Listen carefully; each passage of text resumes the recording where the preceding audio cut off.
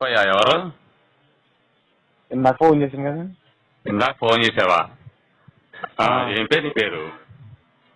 నా పేరు విజయ్ కిరణ్ అండి. విజయ? విజయ్ కిరణ్ అండి. విజయ్ కిరణ్. బాగుంది పేరు. ఏ ఊరమ్మా మీది? నాది రాజమండ్రి అండి. రాజమండ్రినా? ఓకే, చెప్పమ్మా. అదే మామూలుగా వీడియోస్ పెడతారు కదండి మీరు. ఏ వీడియోలమ్మా?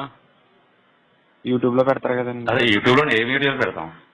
యేసు ప్రభు గారికి వ్యతిరేకంగా మేము పెట్టలేదమ్మా. మీరు కాదండి. వ్యతిరేకంగా మేము ఇప్పుడు యేసు ప్రభు కానీ పాస్టర్ కానీ వ్యతిరేకంగా మేము పెట్టము. బైబిల్లో ఉన్న వాక్యాలు ఏవైతే ఉన్నాయో అవి పాస్టర్లు చెప్పనివి మేము చెప్తా ఉంటాము. అర్థమయ్యేలాగండి. అర్థమయ్యేలా చెప్తాం. ఎందుకంటే మీరు విశ్వాసులు కదా, మీకు కొన్ని అర్థం కావు. అవి మేము అర్థమయ్యేలాగా చెప్తా ఉంటాం. పాస్టర్లో చెప్పని రహస్యాలు ఏవైతే ఉన్నాయో అవి మేము మీకు చెప్తుంటాం. Okay okay. నేను నీ డౌట్ ఏంటమ్మా? డౌట్ ఏం లేదండి, మామూలుగా. అదే ఇప్పుడు నీకేదో నచ్చకపోతేనో లేకపోతే నీకు ఏదో ప్రాబ్లం ఉంటేనే కదా నువ్వు ఫోన్ చేసి ఇలా చేయవు కదా. లేదండి, మామూలుగా చేశానండి. ఎందుకు బాధ కలిగింది అంటే ఉన్నది చెప్పడం వల్ల బాధ కలిగిందా, లేకపోతే లేనిది ఉన్నట్టుగా చెప్తే బాధ కలిగిందా? నేను చెప్తున్నాను ఒకసారి. మీరు పాస్టర్లకు వ్యతిరేకమా? అంతే కదండి. అడుగు అడుగు. లేదండి, మామూలుగా అడిగింది చెప్పండి. పాస్టర్లకు వ్యతిరేకమండి, దేవుడికి వ్యతిరేకం? బైబిల్కి వ్యతిరేకం మేము. బైబిల్కి అండి?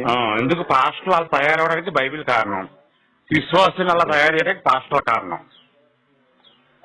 అంటే నిజమైన దేవుడు ఎవరండి ఇప్పుడు? నిజమైన దేవుడు ఎవరు నాకు తెలియదమ్మా, నువ్వు వెతుక్కోవాలి ఆ దేవుడు ఎవరనేది. Okay okay. నేను ఈ దేవుడు నిజం, ఈ దేవుడు అబద్ధం అని నేను చెప్పను.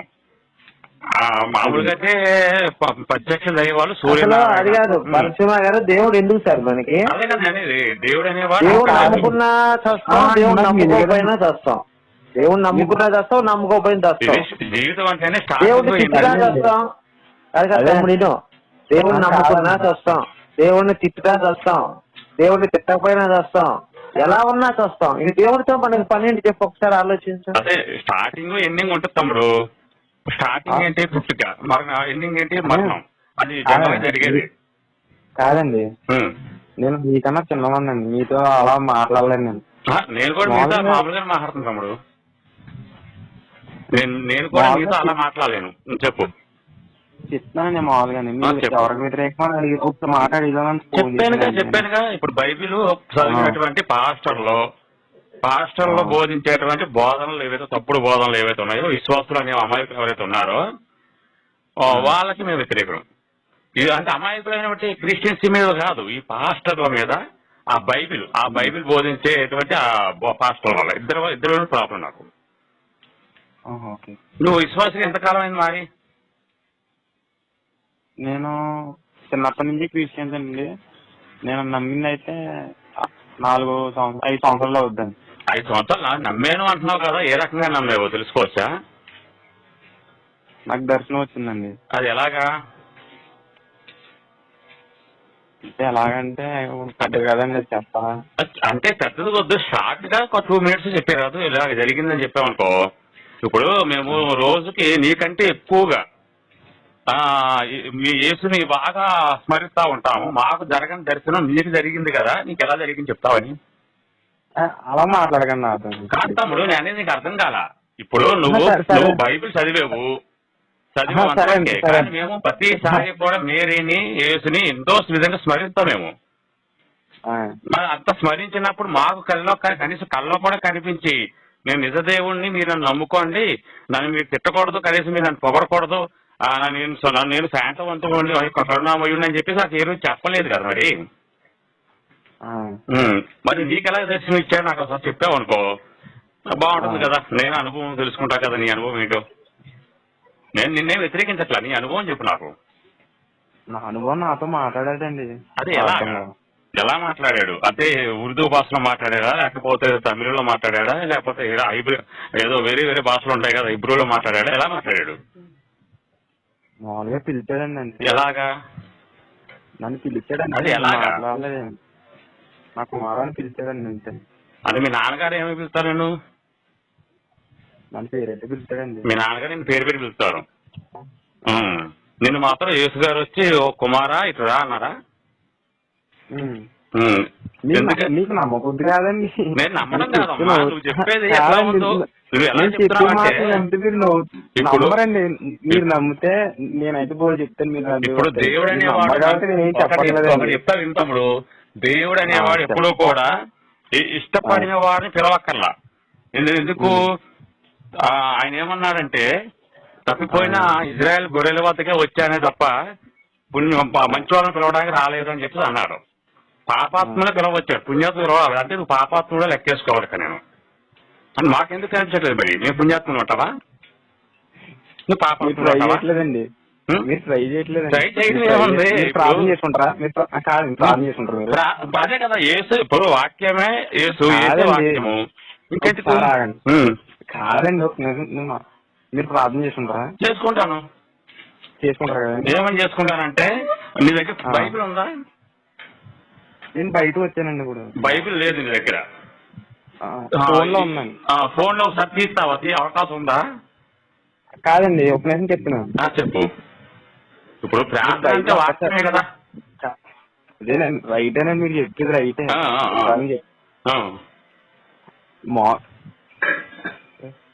బైబిల్ మీరే మొత్తం చదివారు? బైబిల్ మీరు? బైబిల్ మొత్తం చదివామమ్మా. ఆది కాలం నుంచి ప్రకటన కాలం వరకు చదివేసాము. ఇప్పుడు బైబిల్ అర్థం అవ్వాలంటే అండి ఒకరి సహాయం కావాలండి. ఎవరు సహాయం కావాలి? పరిశుద్ధాత్మ సహాయం కావాలి. వచ్చారుగా, నాకు వచ్చి దగ్గర నుంచి నేర్పాడుగా బైబిల్ మొత్తం అండి. ఎందుకంటే పరిశుద్ధాత్మ ప్రేరణ లేకుండా మేరీకేమో గర్భం దాల్చలేదు. పరిశుద్ధాత్మ ప్రేరణ లేకుండా మేము ఈ రోజు బైబిల్ చెప్పట్లేదు. మేము ప్రేరణ మన పరిశుద్ధాత్మ ఎప్పుడు మా కళ్ళ ముందు కనబడుతూ ఉంటాడు. రాత్రి కనిపించాడు ఆదివారం రోజు. కాదండి, మీకే కనబడ్డారండి. నాతో మాట్లాడంటే మరి మీరు ఎగతాది నువ్వు పిలిచావు. నా కుమారు అన్నది పిలిచావు, ఏసు పిలిచారు అన్నావు. నాకే పరిశుద్ధాత్మ కనిపించింది. మరి గోడ మీద ఏదో ఎగురుతా కనబడుతుంది. ఏంటా అని చెప్పేసి పరీక్షగా చూస్తే గాల్లో ఎగురుకుంటూ నా ముందుకు వచ్చి నిలబడింది. ఏంటి ఎవరు నువ్వా అంటే నేను పరిశుద్ధాత్మే అంది. ఏంటి పరిశుద్ధాత్మ నువ్వా అంటే నువ్వు పరిశుద్ధాత్మ ఎవరు నువ్వా అంటే బైబిల్లో ఉన్నది నేనే, మేరీకి కడుపు చేశాను అని చెప్పేసి అంది. ఓ నువ్వు చూస్తే ఎలక పిల్లలకు కూడా లేవు, ఇంత బొట్టం వేలని సైజు ఉన్నావు, నువ్వు కడుపు పిల్ల చేసావు అని చెప్పేసి అడిగితే అది నా శక్తి కమ్మేసుకోవడం వల్ల పుట్టేసాడు యేసు అని చెప్పేసి అంది. మాట్లాడుతుంది దేవుడు కాదంటారండి. దేవుడు ఎక్కడ నిరూపించాము తమ్ముడు. ఇప్పుడు మేము ఫస్ట్ చెప్పేది ఒకటే, యేసు దేవుడు అని ఎవరైనా నిరూపించవచ్చు. ₹1,00,000 దాదాపు ₹1,00,000 ఆఫరు. పుట్టిన డేట్ ఆఫ్ బర్త్ కూడా చెప్పాలి. తర్వాత మేరీ కన్యకా గర్భాన్ని పుట్టాడు కదా యేసు. మరి పుట్టినప్పుడు మేరీ ప్రతిభత ఎలాగవుద్ది అని చెప్పాలి. ఇప్పుడు ఇవన్నీ చెప్పగలవా? అంటే మీకు వాట్సాప్ ఉందండి? ఉంది, వాట్సాప్ ఉంది. వాట్సాప్ లేకుండా ఫోన్ ఉండవు కదా. ఒక సైంటిస్టులు నిరూపించారు తెలుసండి. ఏమని? అదే సైంటిస్ట్ లో యేసు లేదు బోసు లేదు అని చెప్పేసి తీసేశారు. ఏం తీసేశారు? క్రీస్తు శకం క్రీస్తు పూర్వం అనేది తీసి పాడేశాడు. ఇవన్నీ కూడా డబ్బా బుష్ మాటలో యేసు అనేవాడు ఎవరు లేరు, రక్తం ఏం కాదు అని చెప్పేసి అని సైంటిస్ట్ కొట్టేశాడు. అది తెలుసు నీకు? మీరేమనుకుంటున్నారండి? మీరు లేరనుకుంటున్నారు. నేను అది దేవుడిని నమ్మనంటున్నాను. నేను పరిశుద్ధాత్మ నాకు కనిపించింది కాబట్టి నమ్మే. అది కూడా కాదండి, మీరు ఏ దేవుని నమ్మరు? ఏ దేవుని నమ్మను. నాకు దేవుడు అక్కర్లేదు.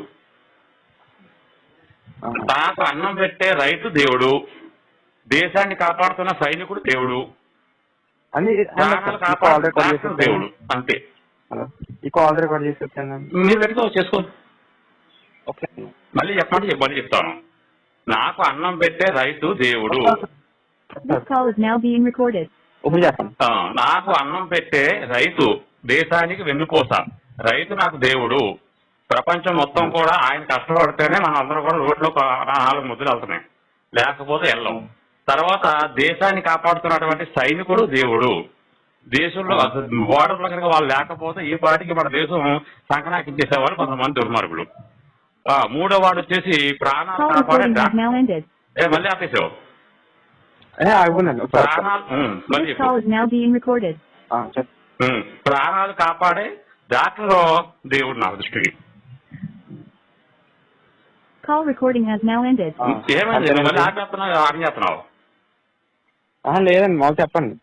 చెప్పాను అది నా దృష్టిలో ఆ ముగ్గురు దేవుళ్ళు. తర్వాత ఫస్ట్ స్టార్టింగ్ వచ్చేసి అమ్మా నాన్న దేవుళ్ళు నాకు కన్నారు కాబట్టి కనిపించారు కాబట్టి.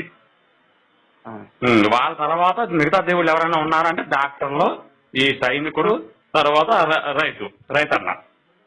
ఆయన అన్న ప్రకారం నిజంగా అయితే ఆయన దేవుడు నా దృష్టిలో. నువ్వు చెప్పు. ఇందాక ఆయన మాట్లాడారు కదండి, ఆయన బయటికి వెళ్ళారులే పని మీద. ఎందుకంటే ఆయన పనులు ఉంటాయిగా, బయటకి ఏదో పని మీద బయటకు వెళ్ళాడు. ఇప్పుడు నువ్వు నేను అడిగి నేను చెప్పింది తప్ప కరెక్టా? నా దృష్టిలో అయితే తప్పండి. తప్ప ఎలా తప్పు అంటే రైతు లేకపోతే నీకు అన్నం ఎక్కడి నుంచి వస్తుందో చెప్పు. బోర్డర్ లో సైనికులు లేకపోతే మన దేశ పరిస్థితి ఏంటో చెప్పు. డాక్టర్లు లేకపోతే మన ఆరోగ్య పరిస్థితి ఏంటో చెప్పు. ఇది నీకు తప్పు ఎలాగైతే అది చెప్పు. మనం సృష్టించారండి ఎవరు? అమ్మ నాన్నలు సృష్టిస్తారు ఎవరినైనా. చూడ దేవుడు అనేవాడు ఎవరు మనిషిని సృష్టించడు. ఓకేనా? ఇప్పుడు అలా అనుకుంటే ఒక విషయం చెప్తా విను. ఆది కాండంలో ఏం రాస్తుంది? ఆదాము నుంచి పక్కటెముక పెంచితే అవ తయారైంది అంటారు. మరి ఇప్పుడు అమ్మ ఆడది లేకపోతే, అమ్మ అనే పదం లేకపోతే మనం ఎలా వచ్చాం? మనం మన పక్కటెముకలు ఇరుచుకుని రాలేదు కదా మనం.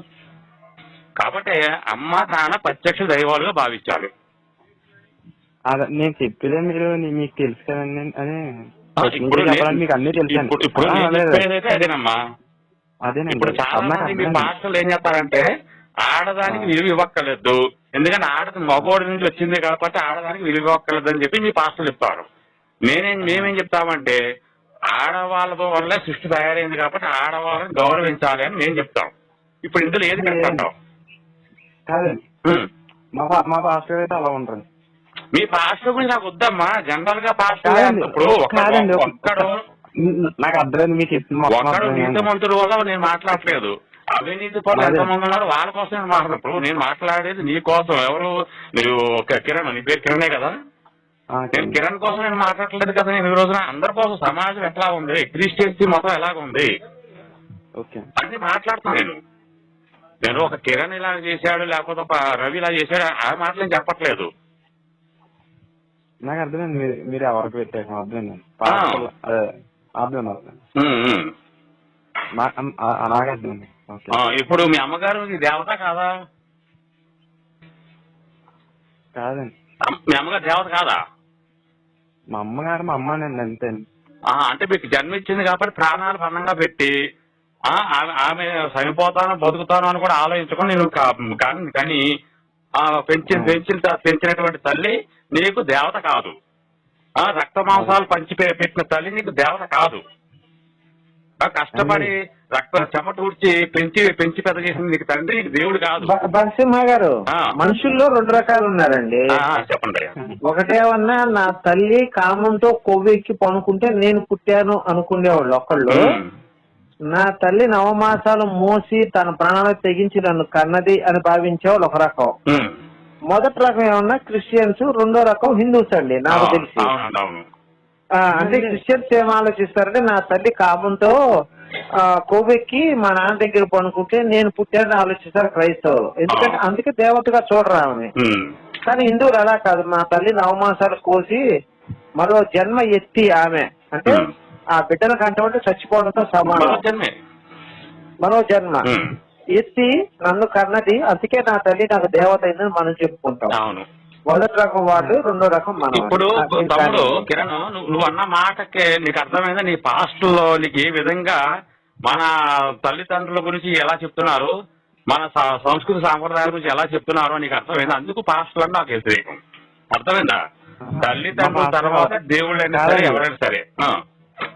మా పాస్టర్ గారు అలా చెప్పరండి. నువ్వు అలా చెప్పకపోతే నీకు ఆ విషయం ఎక్కదు. నీకు ఆ విషయం ఎందుకు ఎక్కింది? నీకు తల్లి దేవత కాదా అన్నప్పుడు అవునన్నా మా తల్లి దేవత లాంటిది దేవత అన్నావనుకో నేను చాలా సంతోషపడి నువ్వు మెచ్చుకునేవాడిని. కానీ నువ్వు ఎప్పుడైతే నువ్వు కాదు అన్నావో చెప్పు. మీరు అన్నది అయితే మా దేవత లాంటిది మా అమ్మ నాకు. కాకపోతే నాకు దేవుడు కానీ ఎవరు ఎక్కువ కాదండి.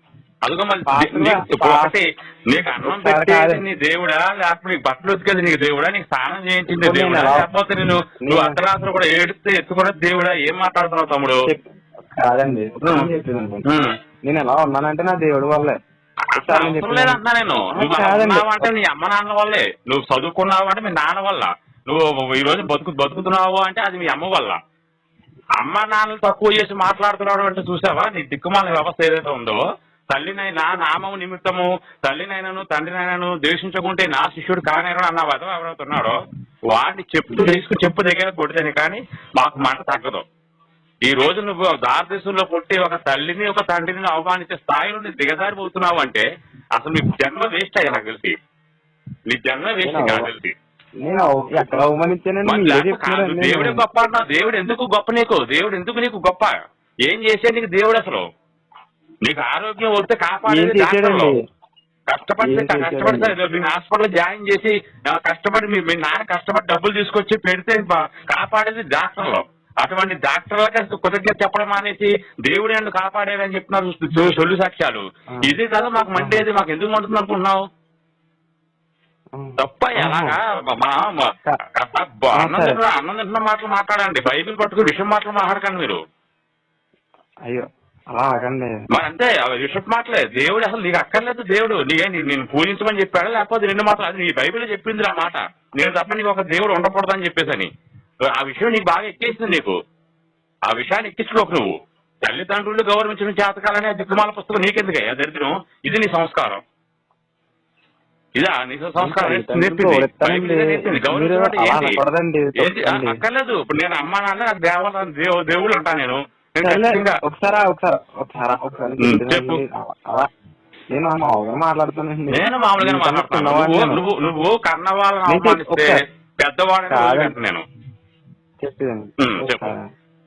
నా మాట చెప్పయ్యా. నేనేం అంటలేదు. చెప్పు. మీ జీవితం మీది, నా జీవితం నాదండి. ఒకసారి మీ దృష్టిలో తల్లిదండ్రులని గౌరవిస్తున్నాడు వేస్తా అంటున్నారు అంతేనండి? నేను ఎలా ఉంటానండి మామూలుగా. నా దేవుడు నాకు ఎక్కువ అంతేండి. ఇంట్లో సమస్యలు తెలుసండి మీకు? ప్రతి ఇంట్లో సమస్యలు ఎలా ఉంటాయో తెలుసా మీకు? సమస్య లేని కుటుంబం ఏదైనా ఉందా చూపిస్తావు? కుటుంబం ఏ కుటుంబం సమస్య లేని కుటుంబం ఏదైనా ఉంటే చూపిస్తావా? అదే ఒకసారి ఇప్పుడు ఆ సమస్య రావడానికి మనమయ్యా, మనమే కారణం. అదే ఒక మాట చెప్పు. ఇప్పుడు తల్లిదండ్రులు ఎలా ఉన్నారు తెలుసండి ఇప్పుడు ఈ కాలంలో? ఇప్పుడు ఒక విషయం చెప్తాను. కాలాన్ని బట్టి మనుషులు బట్టి నేను జనరల్ గా నేను మాట్లాడేది కాదు ఇది. ఇప్పుడు నేను అనేది మీ తల్లి ఎవరైనా కావచ్చు, మాకు అవసరం లేని విషయం. మీ నాన్న ఎవరైనా కావచ్చు, అది నాకు అవసరం లేని విషయం. తల్లిదండ్రులను గౌరవించమని చెప్పేటువంటి ధర్మం గొప్పదా, తల్లిదండ్రులను ద్వేషించమని చెప్పేసరి పుస్తకం మంచిదా? చెప్పు నాకు. బైబిల్ ద్వేషించమని చెప్పిందండి. ఖచ్చితంగా. నీకు వాక్యం తెలియకపోతే చెప్పు, నేను చెప్తాను వాక్యాన్ని. పిల్లల్ని కూడా అందరిని కూడా ద్వేషిస్తాను. చివరికి నీ ప్రాణం నీ శరీరాన్ని కూడా ద్వేషించాలి నువ్వు. ద్వేషించుకుంటే శిష్యుడు కానేరాడు యేసుకి. యేసు శిష్యుడికి ఒకసారి చెప్పండి రిఫరెన్స్. నేను చెప్తాను నీకు, అన్ని రిఫరెన్స్లు చెప్తాను నీకు. నేను చెప్పేది విన్న తర్వాత అప్పుడు నువ్వు చెప్పు. యేసు శిష్యుడికి తండ్రి చనిపోతే నేను మా తండ్రికి క్రియలు చేసుకుని వస్తాను అంటే ఒక మృతుడు మరో మృతుడికి క్రియలు చేస్తాడంట. మీరు నన్ను అనుసరించండి అని చెప్పేసి అన్నాడు. అతను దేవుడా నీకు? చెప్పండి. ఒక శిష్యుడు ఉన్నాడు, వాళ్ళకి 12 మంది శిష్యుడు ఉన్నారు. ఎవరికండి? యేసుకి. యేసు శిష్యుడిలో ఒక శిష్యుడికి తండ్రి చనిపోయాడు. నా తండ్రికి క్రియలు చేసుకుని వస్తాను అంటే ఒక కార్యక్రమాలు ఉంటాయి కదా, దిన కార్యక్రమాలు, అవి చేసుకుని వస్తాను అని చెప్పేసి అంటే ఒక మృతుడు మరో మృతుడికి దిన కార్యక్రమాలు చేస్తాడంట. మిగతా వాళ్ళు నన్ను మాత్రం అనుసరించండి అని చెప్పేసి అన్నాడు మీ యేసు. బైబిల్ చదువుతారు అంటున్నావు, 4 సంవత్సరాల నుంచి మతం మారని అంటున్నావు. నీకు ఈ వాక్యాలు ఎక్కడ ఉన్నాయో కూడా నీకు తెలియదు. బైబిల్ పట్టుకుని నువ్వు దేవుడు అనేసి పైగా నన్ను పిలిచేసాడని చెప్పి అంటున్నావు. నిన్నే ఎందుకు పిలవాలి? నన్ను పిలవచ్చు కదా. పోయి నేను పిలిచి నేను నమ్ముతాను కదా. అప్పుడు నాతో కార్యాలు ఎందుకు అవ్వు? నాతో కార్యం చాలా మంది చేశారు ఇంతకుముందు. ఒక ఆవిడకి పిల్లలు లేరు బాధపడతా ఉంటే కార్యం చేస్తే పిల్లలు పుట్టారు ఆవిడకి. ఎందుకు కాదు? మీరండి ఒక ఆవిడకి ఇప్పటికీ నాకు పెళ్లి కాలేదు.